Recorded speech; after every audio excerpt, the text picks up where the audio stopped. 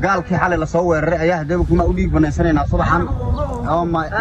masaakiinta iyo guryaha iyo ergi maatada laynay ka cabsooday 8 saac habeenimada soo weeraray arrintan ku sugaayna wallahi ma la weeraray 8 saac ma taa loo socdaa muuqaalo cusub ayaa ka imaanaya deegaanka Afcad xalay ay weerareen ciidamo uu hogaaminayo gudoomiyaha degmada Jallaqsi Nuur Dheere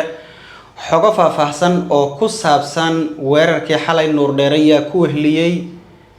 iyo sidoo kale xilligan sidee yahay jawiga deegaanka Afcad iyo macawisleyda halkaasi ku sugan maxay qorsheynayaan muuqaalo cusub ayaa halkaasi naga soo gaaray maadaama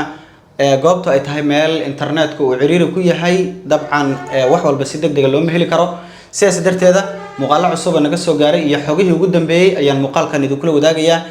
soo dhawaada daawadayaal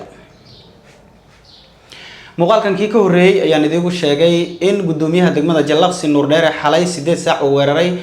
deegaanka Afcad ee hoostaga degmada Jallaqsi isagoo markaasi ku raajoogay dhalinyaro ka hortimiday ama diiday mashruuc damal caafimaad lagu magacaabo isla markaana ay fuliye ka tahay hay'adda Wardi oo si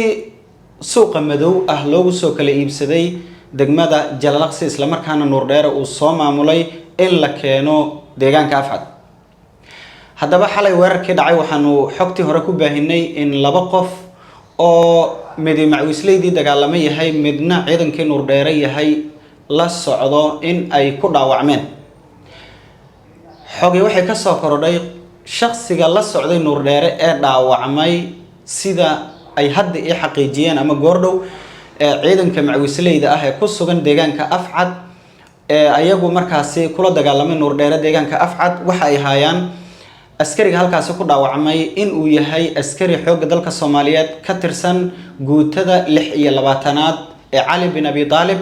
ee uu hogaamiyo sarkaal lagu magacaabo Xujaali ninka dhaawacmay ayaa lagu sheegay inuu yahay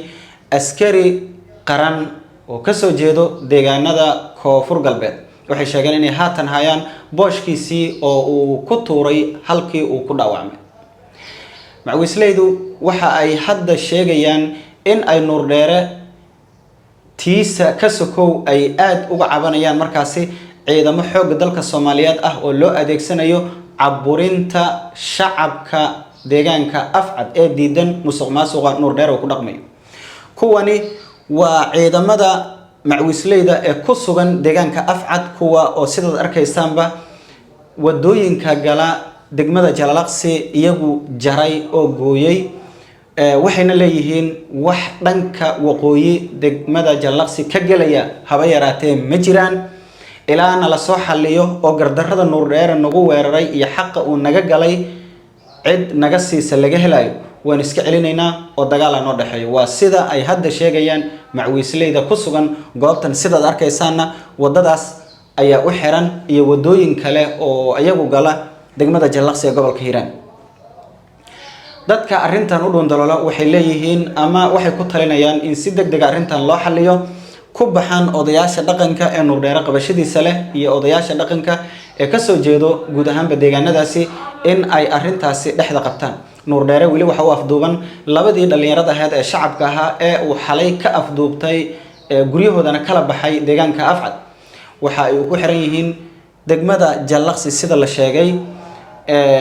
waana mid ka mid ah midda ka sii careysiinayso dadka ku dhaqan deegaanka Afcad in dad rayid ah oo ra'yigooda cabiray kuna cabiray inaysan waxan musuq ah aysan ogoleyn in lagu bartilmaameedsado oo guryahooda saq dhexe lagala baxo maxaad uga hadashay Nuur Dheere waxa uu sameyn karay hadii barnaamijkan uu yahay barnaamij wada sax loo maray inuu dadka deegaanka u yimaado maadaama uu gudoomiyahooda yahay ku qanciyo oo uu yiraahdo saana wax loo maamulay saana wax tahay يعني wax adiyihiin wax cad dadku way ku qanci lahayn dabcan laakiin inay suuqa madow tahay waxa ku daliila in 8 saac oo habeenimo isagoo ciidamo military wato iyo kuwiisiiba uu soo weeraro deegaanka Afcad